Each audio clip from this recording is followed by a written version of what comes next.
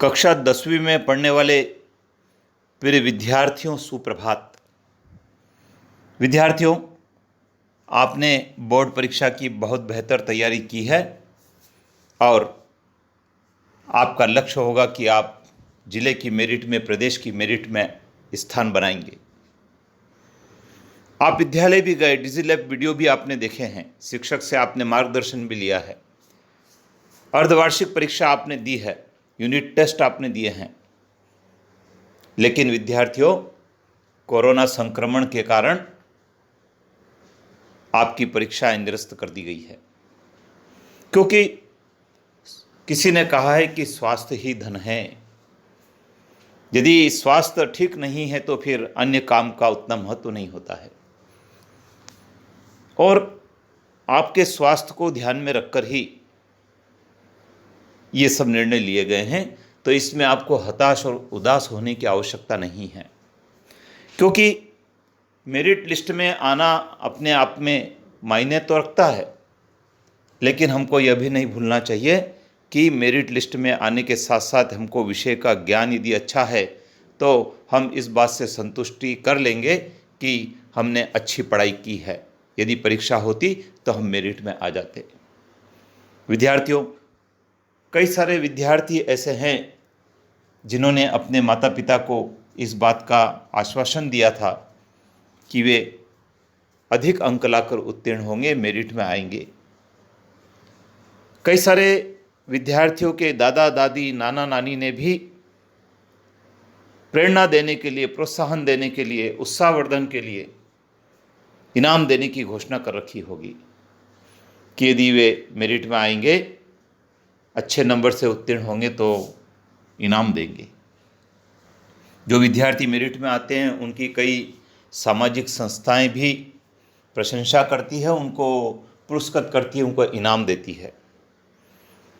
सरकार भी इनाम देती है, प्रमाण पत्र देती है, प्रशंसा पत्र देती है, जिससे कि विद्यार्थी और अधिक मेहनत और लगन के साथ अपनी पढ़ाई को जारी रख सके।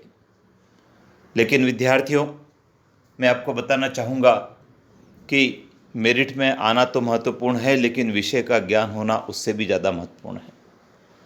कई सारे ऐसे विद्यार्थी होते हैं जो मेरिट सूची में तो स्थान बना लेते हैं, लेकिन उनके ज्ञान का स्तर वह नहीं होता है जो अपेक्षा की जाती है, क्योंकि एक निश्चित पाठ्यक्रम को पढ़कर, किताबी ज्ञान अर्जित करके, अपनी लिखने की क्षमता से कोई विद्यार्थी मेरिट में स्थान बना सकता है।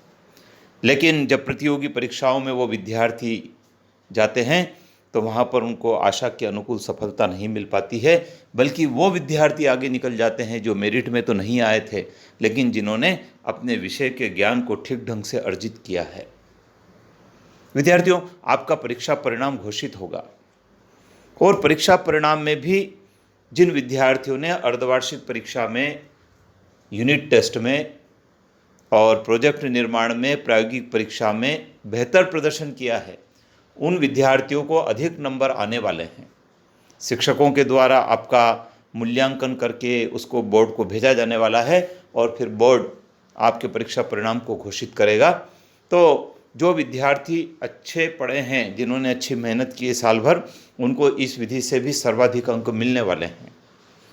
लेकिन विद्यार्थियों, एक बात और मैं आपको बताना चाहूँगा कि आपकी कक्षा 10वीं का रिजल्ट तो आ ही जाएगा। अब आपके सामने एक बहुत बड़ा लक्ष्य खड़ा है और वो है संकाय के चयन का, विषय के चयन का।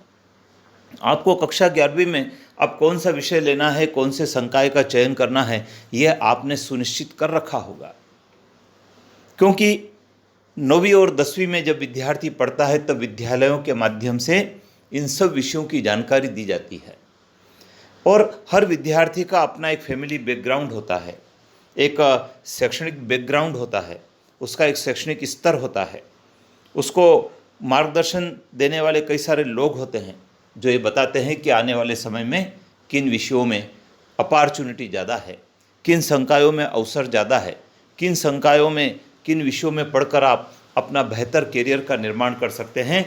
इसकी जानकारी उन्हें समय समय पर दी जाती है।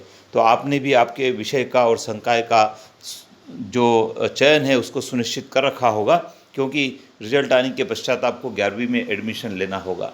तो विद्यार्थियों, यदि आपने अभी भी इस दिशा में नहीं सोचा है तो अभी आपके पास समय है, आप सोच लीजिए और ये सुनिश्चित कर लीजिए कि मुझे भविष्य में क्या करना है, उसके अनुसार हम विषय का चयन कर लें। हमें अपनी क्षमता दक्षताओं को भी ध्यान में रखना है, हमें अपने गत रिजल्ट को भी ध्यान में रखना है, हमें अपने फैमिली की आर्थिक और सामाजिक स्थिति को भी ध्यान में रखना है, और साथ में हमको इस बात का भी ध्यान रखना है कि जिस विषय को हम लेंगे उस विषय में हम आगे क्या करेंगे। तो ये बड़ा महत्वपूर्ण एक अवसर आपके पास उपस्थित है। अभी आप घर पर हैं, पेरेंट्स को आपके साथ समय देने के लिए पर्याप्त समय है, बड़े भाई बहन भी आपके साथ हैं, आप उनसे मार्गदर्शन ले लें, गाइडेंस ले लें, और किसी नेट प्लेटफॉर्म पर जाकर भी यदि आपको जानकारी लेना है तो आप जानकारी ले सकते हैं। कई सारे कॉलेजों के उच्च अध्ययन के पाठ्यक्रमों के बारे में आपको जानकारी मिलेगी, और उन प्रोफेशनल कोर्सेज को करने के पश्चात हम क्या कर पाएंगे इसके बारे में भी विस्तार से जानकारी है, तो आप उसको जुटाइए। तो विद्यार्थियों में आपको कहना चाहूँगा कि चाहे मेरिट सूची न बने, चाहे मेरिट में आपका नंबर ना आए, कोई दिक्कत नहीं है। यदि आपका विषय का नॉलेज अच्छा है, आपकी तैयारी अच्छी है, तो आप ये मान के चलिए कि आप मेरिट में ही आए हैं, और आपका जो शिक्षा का जो स्तर है वो स्तर भी आपका अच्छा है। विद्यार्थी चैनल पर बने रहें, सब्सक्राइब करना नहीं भूलें, क्योंकि इस चैनल पर सामान्य ज्ञान के वीडियो भी अपलोड किए जा रहे हैं, करियर गाइडेंस के वीडियो भी अपलोड किए जा रहे हैं, प्रेरणा देने वाले वीडियो भी अपलोड किए जा रहे हैं। तो ये आपको बहुत काम के होंगे, अतः अपने मित्रों को भी बताएं और स्वयं भी लाइक करें, शेयर करें। जय हिंद।